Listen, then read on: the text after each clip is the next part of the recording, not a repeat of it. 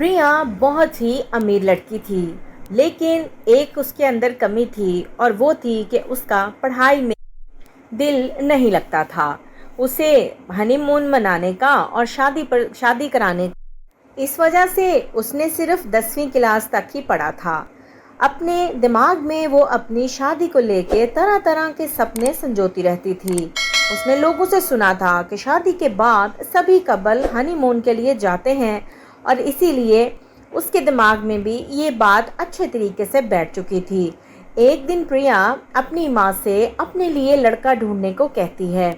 उसकी माँ जल्द ही एक अंकित नामी लड़के से उसकी धूमधाम से शादी कर देती है और शादी के बाद प्रिया अंकित से कहती है, अजी सुनिए, हम हनीमून पर नहीं जाएंगे क्या? अरे हाँ हाँ, क्यों नहीं जाएंगे हनीमून पे। मैंने तो ऑस्ट्रेलिया का प्लान किया है हनीमून, लेकिन वो क्या है ना, थोड़े से पैसे ले लो तुम अपनी माँ से, थोड़ी ज़रूरत पड़ेगी ना। हाँ हाँ, कोई बात नहीं, पैसे तो मैं ले लूँगी। और इस तरह कुछ ही दिनों में दोनों ऑस्ट्रेलिया के लिए निकल जाते हैं। वहाँ जाकर अंकित प्रिया के पास आना नहीं चाहता था और उससे दूर दूर रहता था। प्रिया ने ये बात महसूस तो की थी, लेकिन खामोश थी। असल वजह कुछ और थी। अंकित प्रिया को पसंद नहीं करता था। उसकी गवार हरकतें उसे बिल्कुल नहीं पसंद थीं। वो अपने साथ अंजलि नामी एक लड़की को लाया था। एक दिन बीच पर अंकित और अंजलि पास में बैठे थे कि तभी वहाँ पर प्रिया उन्हें देख लेती है और शोर मचा देती है। ये क्या हो रहा है यहाँ पर? क्या कर रहे हैं आप? और तू डाइन, कौन है तू? यहाँ पर क्या कर रही है मेरे पति के साथ? ओह हेलो, तुम कौन होती हो अंकित को अपना पति कहने वाली? तो ये मेरे पति हैं तो पति ही कहूँगी ना। मेरे साथ हनीमून पर आए हैं तो मेरे साथ ही हनीमून मनाएंगे, तेरे साथ थोड़ी।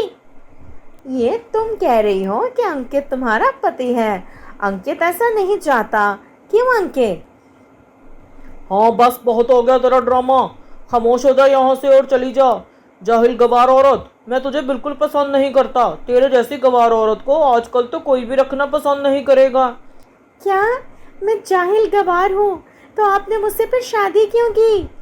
मैंने तुझसे शादी तेरी दौलत के लिए की थी। मैं अमीर होना चाहता था, वरना तेरे जैसी लड़की तो मैं कभी भी ना देखना चाहूँ। अच्छा ये बात है, तो ठीक है, मैं तुझे अब कुछ बनकर दिखाऊंगी और इसी जगह पर तेरे से ज़्यादा हैंडसम लड़के के साथ फिर से अपना हनीमून मनाने आऊंगी। अब तू मुझे इंडिया जाकर दिखा। और वहाँ से भागती हुई प्रिया अपने कमरे में आकर सारे पैसे साथ लेती है और इंडिया चली जाती है।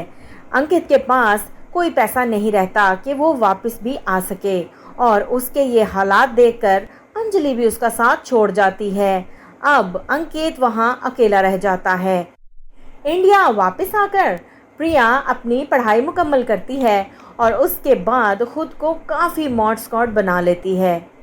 एक दिन प्रिया कैफ़े में जा रही थी कि वहाँ उसका टक्कर एक बहुत ही हैंडसम लड़के राहुल से हो जाता है। राहुल को तो एक ही नज़र में प्रिया भा जाती है और वो उसे बहुत पसंद करने लगता है। बहाने बहाने रोज़ प्रिया के ऑफिस चला जाता और एक दिन प्रिया से कहता है, सुनिए प्रिया जी, मैं आपको बहुत पसंद करता हूँ। अरे अरे, कौन हो तुम? पहले मुझे देख तो लेने दो। मैंने लगता है आपको कहीं देखा है। हाँ, वो उस दिन कैफे में हम टकराए थे ना, आया कुछ याद आपको? उस दिन से है क्या बताऊँ आपको, मेरी तो हालत ही बहुत ख़राब है। मैं आपसे शादी करना चाहता हूँ, प्लीज़ मेरी रिक्वेस्ट कबूल कर लीजिए। अच्छा अच्छा, ठीक है, पहले कुछ मिलते हैं, आपस में एक दूसरे को जान लेते हैं। ये लो मेरा नंबर, जहाँ पर मिलना हो मुझे बता देना मैसेज करके। उसके बाद प्रिया और राहुल रोज़ मिलना शुरू कर देते हैं और दोनों के बीच कुछ ही अरसे में काफ़ी मोहब्बत हो जाती है। दोनों एक दूसरे से शादी का फैसला करते हैं और शादी के बाद हनीमून के लिए राहुल भी उसे ऑस्ट्रेलिया ही ले आता है।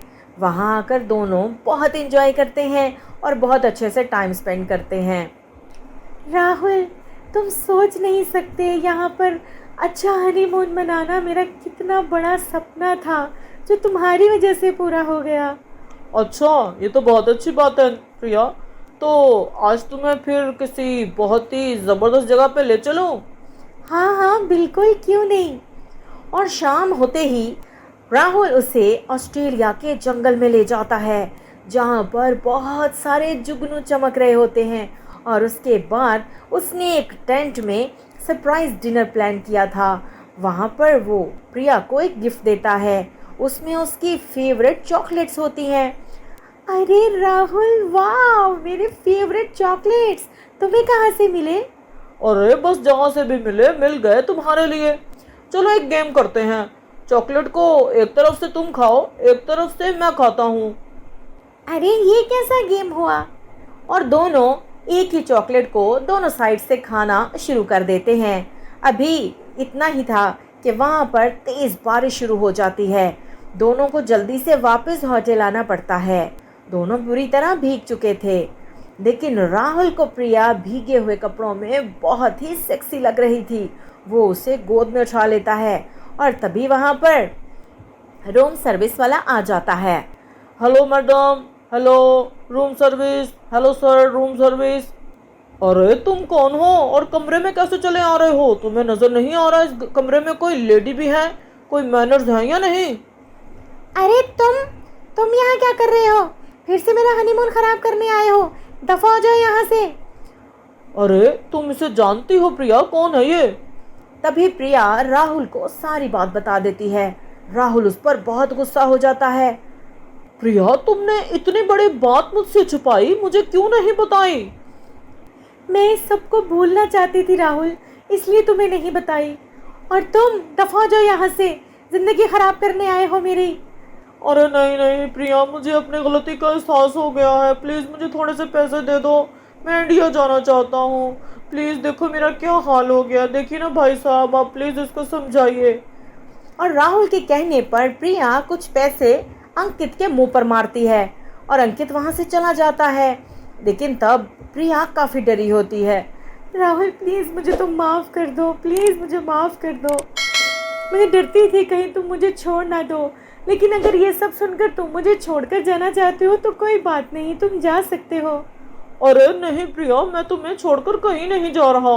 मुझे सिर्फ तुम पर गुस्सा था और वो भी अब ख़त्म हो गया। अब सब कुछ ठीक है। अपना हनीमून ट्रिप एंजॉय करने के बाद दोनों इंडिया वापस आ जाते हैं और अपनी ज़िंदगी हंसी खुशी गुजारने लगते हैं, क्योंकि अब उनकी ज़िंदगी में कोई भी गम नहीं है।